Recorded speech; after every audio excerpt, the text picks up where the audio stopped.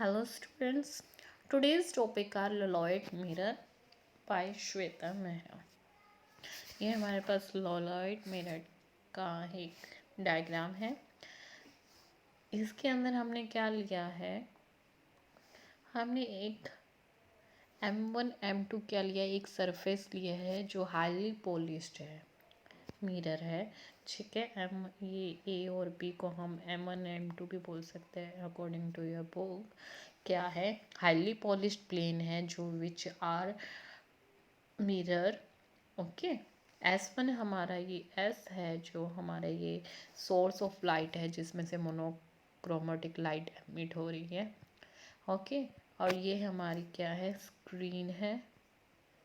ये भी highly polished है और इसका सरफेस क्या है, ब्लैक है, जो कि मल्टीपल ऑफ रिफ्रैक्शन को स्टॉप करता है। ओके, अब हमने क्या किया, हमने light source as fall on the mirror at the most grazing incident so that the entire incident light is reflected. क्या हुआ, एक कॉर्नर पे इधर और दूसरे कॉर्नर पे वो इधर गिरती है, मतलब इस इतने एरिया पे क्या हो रही है, वो लाइट एमिट कर रही है। तो क्यों करे कि जितना भी है वो क्या हो जाए, रिफ्लेक्ट हो जाए। Entire incident light is to be reflected. ठीक है, to form a good contrast in the fringes. Okay, जो हमारी इंसिडेंट और reflected beam of light which interference have nearly the same amplitude. जो इंसिडेंट और रिफ्लेक्टेड बीम ऑफ लाइट का है उनका क्या होना चाहिए, सेम एम्पलीट्यूड होता है। ठीक है, the light after the reflection from the mirror appear to the diverge from S dash. ठीक है, यहाँ से वो अपीयर होती है कि यहाँ से वो एस डायरेक्शन में क्या हो रही है, डाइवर्ज हो रही है, which are virtual image of S. इसकी वर्चुअल फॉर्म में एस बनती है। अब यहाँ से वो भी क्या कर रही है, लाइट एमिट कर रही है। जो एस और एस डैश है वो एक्ट करेगी टू कोरेंट सोर्सेज की तरह। ठीक है, the wave from these two sources superimpose each other and interference fringes are obtained in the region of O or Q on the screen. The fringes were actually spaced and observed in the microscopes. यहाँ से फिर वो क्या हो जाएंगे, यहाँ से तो वो क्या हो जाएगी, वर्चुअल इमेज बनाएगी एस डैश से, और ये दोनों as a coherent source act करेगी। तो ये इमेज सिर्फ इतने एरिया में ही बनेगी। ठीक है, जो central fringes is obtain at point, कोई हमारे यहाँ पे इसके पैरेलल भी एक पॉइंट है, मान लो यहाँ पे ओ है, यहाँ पे कोई भी अच्छी तरह से रिफ्लेक्ट होकर लाइट रीच नहीं कर सकती, इसलिए यहाँ पे सेंट्रल फ्रिंज जो ओ पे है वो क्या है, अवेलेबल नहीं है। ठीक है, तो these are the Lloyd mirror. ठीक है, यहाँ पे क्या है, डार्क एंड ब्राइट फ्रिंजेस बनेंगी इन दिस एरिया, सिर्फ इतने एरिया में। ओके,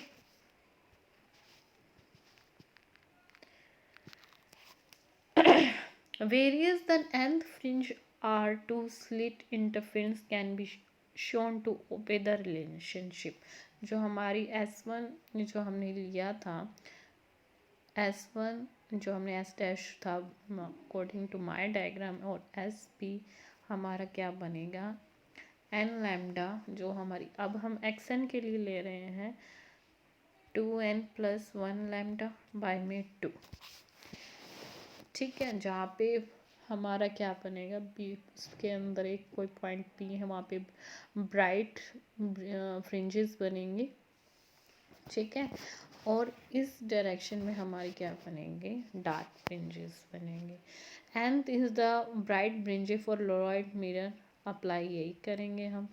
ठीक है, extend the distance from the center pattern to the nth pattern fringes. Lambda क्या हमारी वेवलेंथ है जिसकी ये है, डी डिस्टेंस है स्क्रीन का, D separation between the two coherent sources. The separation between the bright fringes is thus found by subtracting from xn from xn plus 1 for both cases. Then हमारी equation ये आई है. Then X D and D are known in the simple method to determine lambda for the laser wave. ठीक है, ये expression आपको याद करना है.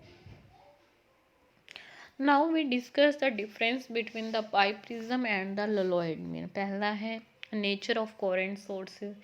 In case of biprism, the coherent sources are produced by the phenomena of refraction. उसमें क्या हो रहा था, रिफ्रैक्शन प्रोड्यूस होता, लेकिन ललोइड मिरर में क्या हो रहा है, फिनोमिना यूज हो रहा है रिफ्लेक्शन का. ठीक है, फिर आता है separation of the corresponding point. ठीक है, इन केस ऑफ बाइप्रिज्म, हमारा ये बाइप्रिज्म है, इसमें क्या हो रही है, टू वर्चुअल इमेजेस बन रही है which are A dash B dash और ए डबल डैश और बी डैश. मतलब कि ये और ये तो हमारे टू कोहेरेंट सोर्सेज है. ठीक है, ए बी की हमारे क्या है, इनकी स्लिट वेरी स्मॉल विड्थ की है. सो जो हमारा डिस्टेंस आएगा, the separation distance between the corresponding point is D. जो हमारा डिस्टेंस आएगा वो कैसा होगा, डी होगा. Between the A dash double dash is equal to B dash double dash, दोनों का क्या होएगा, डी होएगा. जो हमारे बी की इमेज क्या बनेगी, बी डैश और डबल बी डैश, और ए की इमेज क्या बनेगी, A dash and double A dash. दोनों के बीच का जो डिस्टेंस होएगा वो कांस्टेंट रहेगा इन द बाइप्रिज्म. बट ललोइड में क्या है, हमारा जो हमारी इमेज स्लिट है A1 B1 according to this, ये A1 और B1 is form as A2 B2. ये दोनों किस में कन्वर्ट हो रही है, A2 B2 में. किसके कारण, रिफ्लेक्शन के कारण. ठीक है, जो हमारा कोरस्पॉन्डिंग पॉइंट है A1 and B2, A1 A2 and B1 B2 are for interference है. The distance from these corresponding two coherent sources are different. तो हम इनके बीच का जो डिफरेंस है वो क्या है, डिफरेंट है. उनमें तो डी था बट इसमें क्या है, डिफरेंस है. और इसमें क्या होगा, A1 A2 always greater than to the B1 B2, क्योंकि जैसे जैसे बढ़ती जाएगी हमारी रिफ्लेक्शन, A1 ऊपर चला जाएगा और उसकी इमेज डाउनवर्ड नीचे चली जाएगी. The quantity of D is constant रहेगी in case of biprism, but in case of Lloyd mirror हम कह नहीं सकते कितनी रहेगी, बट कांस्टेंट नहीं रहेगी. ऑलवेज A1 और A2 इन दोनों की वैल्यू क्या रहेगी, ग्रेटर रहेंगे as comparison to the B1 B2. Okay,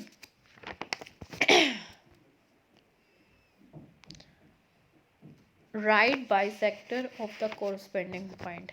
इसमें क्या है, जो हमारा बाइप्रिज्म है इसके अंदर जैसे पॉइंट है डिफरेंट स्ट्राइक करती है हमारी फ्लोरोसेंट स्क्रीन पर आफ्टर रिफ्रैक्शन.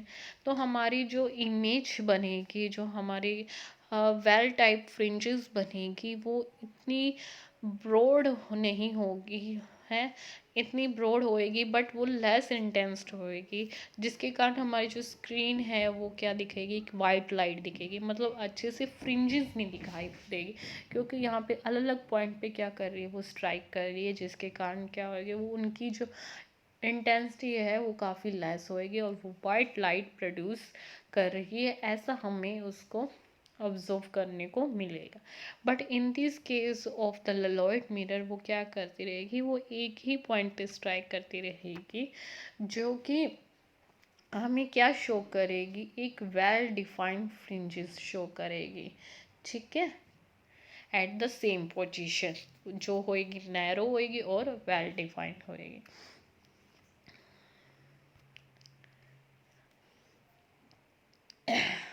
फिर टाइप्स ऑफ फ्रिंजेस, हमारी फ्रिंजेस के टाइप्स क्या है, बाइप्रिज्म में सिमेट्रिकल इंटरफेरेंस फ्रिंजेस बनेगी. ठीक है। जीरो ऑर्डर फ्रिंज भी ऑब्टेन कर सकते हैं, बट इन ललोइड के में क्या होएगी, हाफ पैटर्न इज ऑब्जर्व, क्योंकि वहाँ पे क्या था कि जो हमारा सेंट्रल ओ पार्ट था वहाँ पे कोई भी लाइट रीच ही नहीं कर रही, तो हमारे उस एरिया में क्या हो रही थी, फ्रिंजेस नहीं बन पा रही थी। तो उसका कुछ पोर्शन पे ही हमारी फ्रिंजेस या पैटर्न्स हो रही थी। तो मतलब वो हाफ पैटर्न में ऑब्जर्व कर रहे थे फ्रिंजेस को in case of the Lloyd mirror. But in case of biprism हमने एक पूरी जो स्क्रीन पे अल्टरनेट डार्क और ब्राइट फ्रिंजेस के ऑर्डर गेट किए थे, ऑब्जर्व किए थे। ठीक है, from zero to higher order. Central fringe with the white light. Biprism में सेंट्रल फ्रिंज क्या है, वाइट लाइट क्या है, इज ए वाइट, ब्रॉड और अनडिफाइंड। बल्कि जबकि लोरॉइड में सेंट्रल फ्रिंज ऑब्टेन करती है transparent film in path of free from actual source is black, narrow and well defined. वहाँ पे क्या है, जो सेंट्रल फ्रिंज है वो कैसी है, ब्लैक है, नैरो है और वेल डिफाइंड है। And these are the condition for the maxima minima for loloid and biprism। Okay, intensity कह सकते हो हमारी जो कोरेंट सोर्स है बाइप्रिज्म के अंदर वो 100% रिफ्लेक्टिंग पावर है। ठीक है, less than sorry 100% reflecting power of mirror है। ठीक है, इन लॉयड ओवर कि डार्क और bright fringes are obtained with the light white light, then the fringes are called the achromatic fringe। ठीक है, ललोइड मिरर को हम ज़्यादा अच्छे से क्या कर पाएगी, वो वाइट लाइट को हमें डार्क ब्राइट फ्रिंजेस गेट कर सकते हैं। ठीक है, जिसको हम बोलते हैं एक्रोमेटिक फ्रिंजेस बोलते हैं। फेस चेंज और रिफ्लेक्शन, जैसे हम स्टोक्स लॉ बोल सकते हैं, in the interference the light wave, what when it's reflected at the surface of a denser medium, it suffer the phase change of pi or path of lambda by 2। ठीक है, जब वो one medium से another medium में move करती है of A denser medium, तो उसमें एक फेस चेंज आता है विच आर पाई, और पाथ वो कितना हो जाता है, लैम्डा बाई में 2। ठीक है, using the principle of the optical reversibility. ठीक है, according to this principle the in the absence of any observation, कोई भी ऑब्जर्वेशन होता है जो लाइट रे है वो रिफ्लेक्ट या रिफ्रैक्ट होएगी, will retrace its original path if its direction is reverse. For example, ये है आपके सामने एक डायग्राम है, आप डायग्राम 2 देखो। इसमें क्या है, लाइट ऐसे जा रही है, रिफ्लेक्ट हुई, मिरर लगाया, वापस से रिफ्लेक्ट हुई और वो इस वे में चले गई। अब यहाँ से जो रिफ्रैक्ट हुई वो मिरर लगाया तो वापस ही उसी डायरेक्शन में मूव हो, जहाँ से आई थी ये उसी डायरेक्शन में मूव गई जहाँ पे इसका ओरिजिनल पाथ था। वहाँ से क्या हो गई है, रिवर्स हो गई है। ठीक है, तो इसमें हम वेव ऑफ एम्पलीट्यूड हम मान के चलते हैं ए लेते हैं, surface separating between the media हम लेते हैं रिफ्रैक्टिव इंडेक्स μ1 एंड μ2। R1 और T1 जो हमारा है वो हम क्या लेंगे, रिफ्लेक्टिव एंड ट्रांसमिटिंग कोफिशिएंट। ठीक है, हम पहले लेते हैं रे वन मीडियम से दूसरे मीडियम में गए, वहाँ पे क्या हुई, रिफ्लेक्ट हुई और रिफ्रैक्ट हुई। ठीक है, यहाँ पे ए लिया। ठीक है, which are the amplitude of the incident ray. ठीक है, यहाँ से वो क्या हुई, रिफ्रैक्ट हुई, तो T1 मैंने आपको बताया था ट्रांसमिटिंग कोफिशिएंट है, तो हमारे पास ये बना। ये जो रिफ्लेक्ट हुई है वो AR1 हुई है। ठीक है, ये रिफ्लेक्टिंग के लिए था। अब हम दूसरा इसका रिवर्स प्रोसेस लेके चलते हैं। हमारे पास क्या था, AR1 था। ठीक है, AR1 यहाँ है। ठीक है, यहाँ से रिफ्लेक्ट हुई, यहाँ पे मिरर लगा था, रिफ्रैक्ट हुई, AR1 बनी। ठीक है, ये AR1 यहाँ आके क्या और ये रिफ्रैक्ट हुई है, तो वो क्या बनती है, AR1 T1 बनेगी। ठीक है, देन फिर यहाँ से जो रिफ्रैक्ट होके वो आई है A T1 आई है। ठीक है, यहाँ हमने मिरर लगाया, यहाँ से भी तो एक तो वो वापस चले गई, तो AR1 का क्या बन गया, AT1 AT2, A1 AT2, AT1 और T2 बन गया। ये वाली रे यहाँ से भी तो अब क्या होगी, रिफ्लेक्ट होगी, जो क्या कोज करवाएगी, AT1 और R2 करवाएगी। ओके, अब आई होप यहाँ से मतलब कि हर जगह हमने मिरर लगा दिया ताकि वो एक सेम मीडियम में आ गए। रिवर्स करा दिया टू रेज को, AR1 और AT1 को। ठीक है, द रे R1 is incident on medium A और रे AT1 is incident on the medium 2। R2 और T2 अब क्या बन गए, रिफ्लेक्शन ट्रांसमिटिंग कोफिशिएंट बन गए for the medium 2 to medium 1। ठीक है, according to the principle of reversibility, जो हमारी टू रे है, एम्पलीट्यूड AR1 का स्केयर और T1 T2 must combine to give the incident ray. जो हमने मिरर लगा के जो हमने इंसिडेंट रे लगाई थी, यानी ये, ठीक है, कंबाइन करके क्या बना रही है, इंसिडेंट, जो आफ्टर रिफ्लेक्शन होके आई है मिरर में से, वो किसका इंसिडेंट, हमने एम्पलीट्यूड A रखा था इसलिए वो एक एक रखी थी, तो हमने एक कॉमन ले लिया, कट कर दिया, तो हमारे पास T1 T2 की वैल्यू क्या आई, 1 माइनस R1 का स्केयर।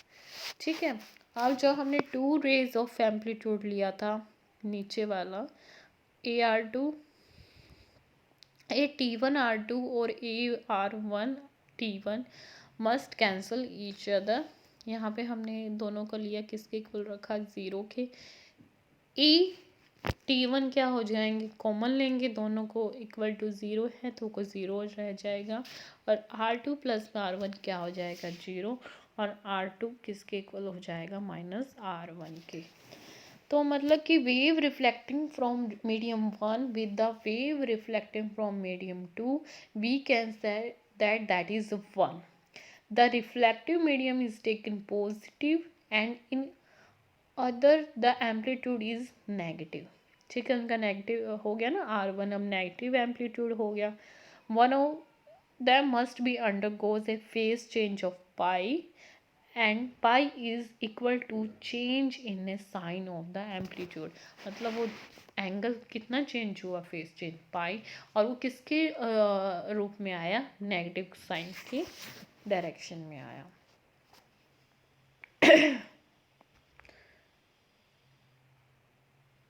ठीक है, अब हमने लेके चलना है कि जो हमारा पाई है equivalent to the lambda by में 2 है। ठीक है, इंटरफेरेंस हुआ बीम के बीच में, सम एक्सपेरिमेंट के रिफ्लेक्ट किए फ्रॉम डेंसर मीडियम। ठीक है, ड्यू टू हमारे पास फेज चेंज है पाई और पाथ क्या है, लैम्डा बाय 2। तो हम कंस्ट्रक्टिव और डिस्ट्रक्टिव इंटरफेरेंस लेके चलेंगे, तो हमारी उसके लिए ये है। ठीक है, हमारे पास ये आती है, हमारे पास क्या है, पाथ डिफरेंस विल हमारे पास क्या हो जाएगा, डेल प्लस में लैम्डा बाय में 2, जो हमारे किसके इक्वल होता है, एल लैम्डा। हम कंस्ट्रक्टिव डिस्ट्रक्टिव का केस लेके, यहाँ से हमारी डेल की वैल्यू आ गई। ठीक है, हम ये पहले भी कर चुके, ब्राइटनेस -1 और +1 वैल्यूज़ दे रखी है। ठीक है, तो हमारे पास ये क्या आ जाएगा, एन लैम्डा फॉर डार्कनेस, ये आ जाएगा वैल्यू। ठीक है, ये किसके इंटरफेरेंस की स्टडी एक्सपेरिमेंट है हमारे। ठीक है, ये था हमारा आज का session. Thank you so much.